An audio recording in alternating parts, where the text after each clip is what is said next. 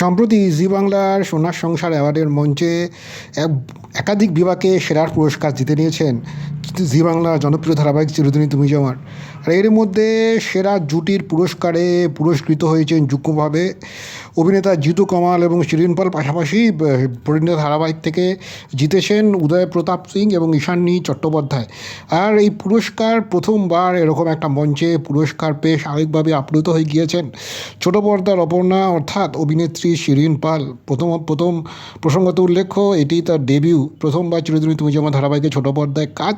আর এই ধারাবাহিকে পেয়ে গিয়েছেন সেরা শিরোপা, অথচ তার যাত্রাপথ মোটেই মসৃণ ছিল না। আচমকাই দিদিপ্রিয়ার বেরিয়ে যাওয়া, তারপর সেখান থেকে এই ধারাবাহিকে কাজ করতে আসা দিদিপ্রিয়া জুতোয় পা গলিয়ে একদিকে দর্শকের যেমন প্রশংসা পেয়েছেন, অপরদিকে অনেক দর্শকের তার বিরুদ্ধে নানা রকম সমালোচনার মুখেও পড়েছিলেন অভিনেত্রী শিরিন পাল প্রথম দিন থেকে। কিন্তু চ্যালেঞ্জটি নিয়েছেন অভিনেত্রী শিরিন এবং স্বাভাবিকভাবেই এই চ্যালেঞ্জে তার পাশে সবসময় ছিলেন এই জার্নিটাতে অভিনেতা জিতু কামাল অর্থাৎ পর্দা রাজ্য সিংহ রায়। আর এবার সেরা জুটির পুরস্কার যখন জিতলেন, স্বাভাবিকভাবেই অভিনেতা আর জিতু কামালকে কিন্তু কৃতজ্ঞতা জানাতে বলেননি অভিনেত্রী শিরিন অর্থাৎ পর্দার অপর্ণা। তিনি পরিষ্কার জানিয়েছেন আর্য স্যার না হলে কখনোই এটা সম্ভব ছিল না। স্বাভাবিকভাবেই তাদের যে পর্দার যে রসায়ন, পর্দার বাইরেও যাতে অফস্ক্রিন কেমিস্ট্রি বারবারই যেটা দর্শক প্রশংসা করছেন, আরও একবার নিজের কৃতজ্ঞতা বোধ জানিয়ে সিনিয়র অ্যাক্টর অর্থাৎ অভিনেতা জিতুর প্রতি সেই বার্তাই তিনি